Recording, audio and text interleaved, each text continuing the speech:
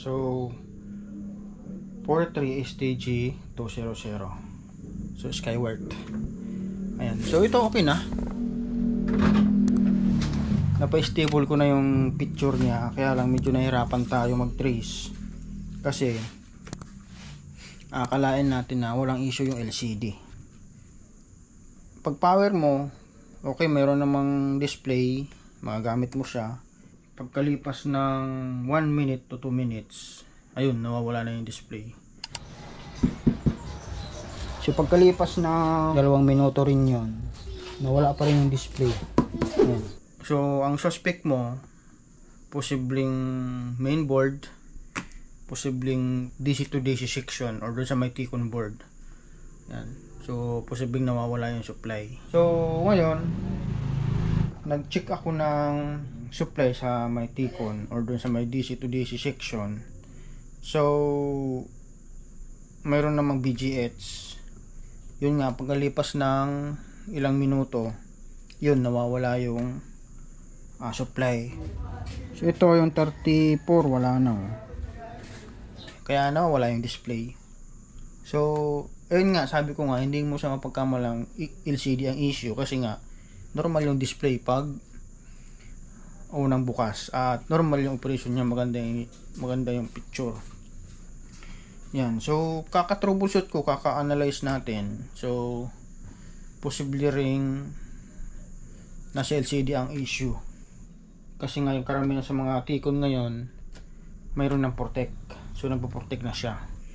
So ngayon yun nga, sabi ko nga, napalabas ko na yung display at napa-stable na natin. Ayan, so ito, i-discuss ko na lang at ikukwento ko na lang kung ano yung nangyari sa troubleshooting natin at sa journey ng pagre-repair natin nitong Skyworth na to. Ayan. So itong section na to, diyan ako nag-test ng corresponding natin supply punitin sa T-con. So nagkakaroon nga siya ng BGH. So yun nga, kalaunan mga ilang minuto nawawala yung supply na yun. Pwede kong gasitahan na lang si busing ng board kasi nag-canvas din ako ng DC to DC IC na yan. So wala rin akong makita online or wala man tayong search na mapagkuhanan. So buti na lang napagtsagaan natin. Nagbaka sakali ako na mag-troubleshoot sa source board natin or sa top board. Yan, so na-discover natin na may issue talaga yung LCD.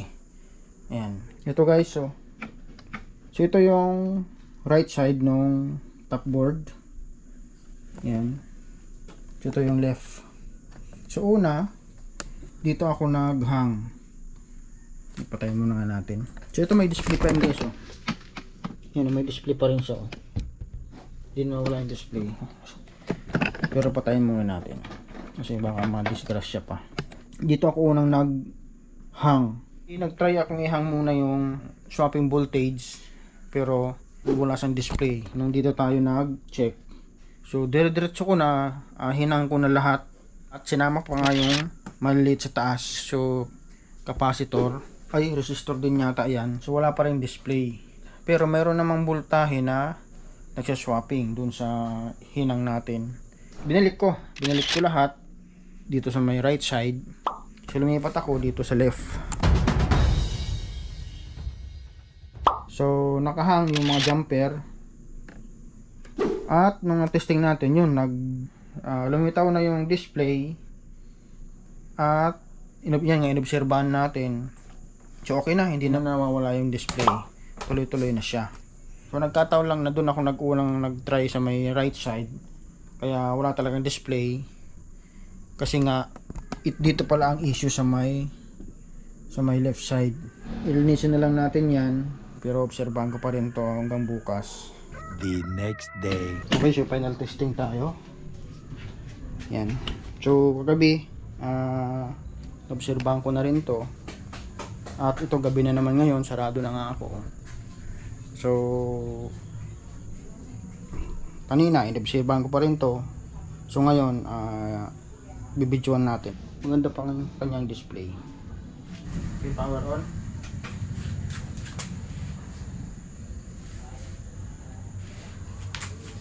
So ayan. So itong side na to yung na-repair natin or yung may issue. So kinis pa. Parang wala lang.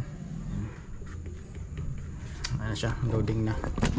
So ang ganda pa guys. So hindi naman na siya na wala na yung display. Kasi nga obserba na natin. Ayan. Habang naglo-loading. Ayan.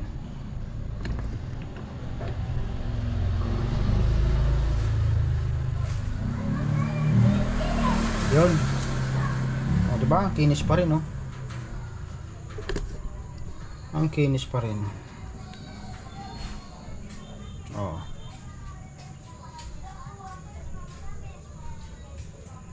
Okay. Pwede na to. Yan, nakatapan ko na lang guys. Yan.